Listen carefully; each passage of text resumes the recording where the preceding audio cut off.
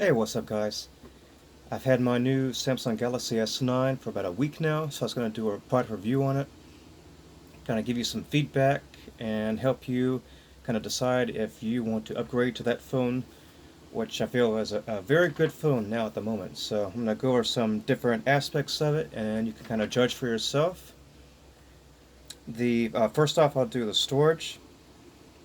I did get the 256 gigabyte hard drive on there. So far, it seems to be plenty of space, and actually, that was one of the main reasons why I did upgrade phones, was because the old one, a lot of the apps that you have to have on the phone device storage, I could not transfer to the micro SD card, and so I could not, upgrade the apps, or could not get any other new apps. So that was a big problem with that. So 256 gigs, plenty of room.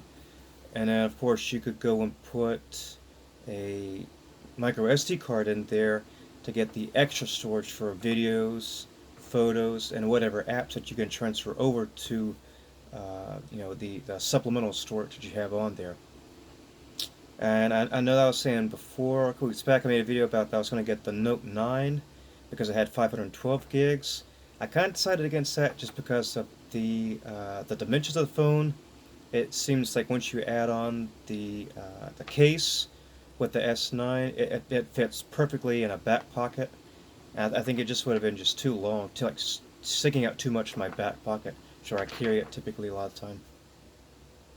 The performance, I made a note here that said it has rapid speed for downloads and transitions.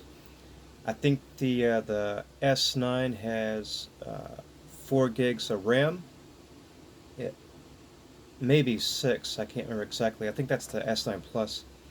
4 gigs of RAM so far has been plenty. I mean, it transitions from, as you're going from one app to another. If you're going to be downloading something, at the moment there's quite a bit of downloads up there for security wise. Maybe about once a week I've been getting. No, actually, I take that back. I think I've had to do 3 OS updates, and they're pretty rapid. I mean, you can of course delay them up until I think you can set like 2 a.m. when obviously you're asleep. You can do it then, but otherwise I don't do that. Just do it right away. Very, very, very quick and rapid speeds on there. So whatever RAM they have on there, it seems like it's plenty. We'll see in March what they have for the S10, what should be coming out then. The camera, I'm actually using my S9 now, so I'm getting a chance to see what the front-facing camera, the quality is for that. The rear camera, very impressive. If you go back and look at the video I did recently called Tijuana Street Food, I did that one with the rear camera. It was on the highest quality UHD. You can take a look at how very lifelike and real the images are on there. I did like some tacos that I got there in the area. Very, very impressed with the camera. It's very, very nice camera. Of course, that's just how it goes as each series comes out.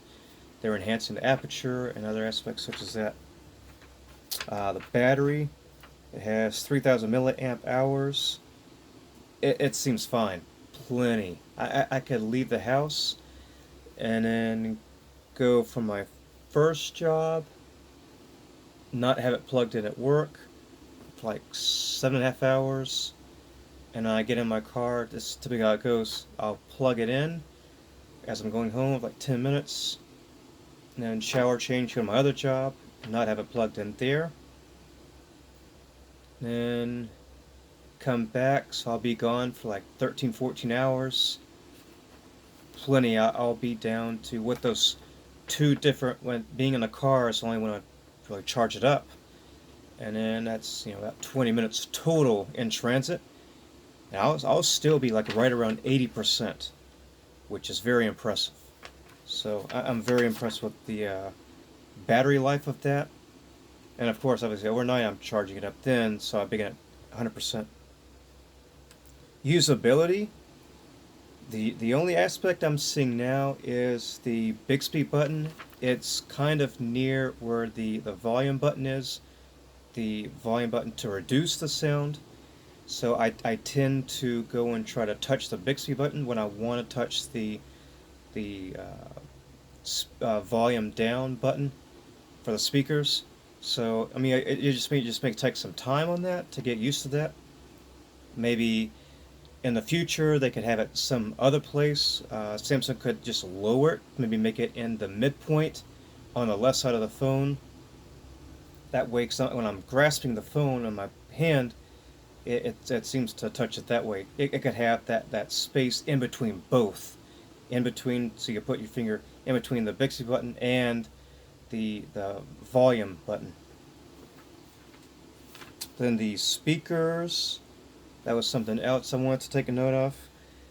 My other phone, they really were not impressive at all. I probably did one of the most radical upgrades of anybody. I went from a Galaxy S3, now obviously to the S9. It's just as it was, as you would expect. The S3 had very, very low quality speakers. The decibels was very low.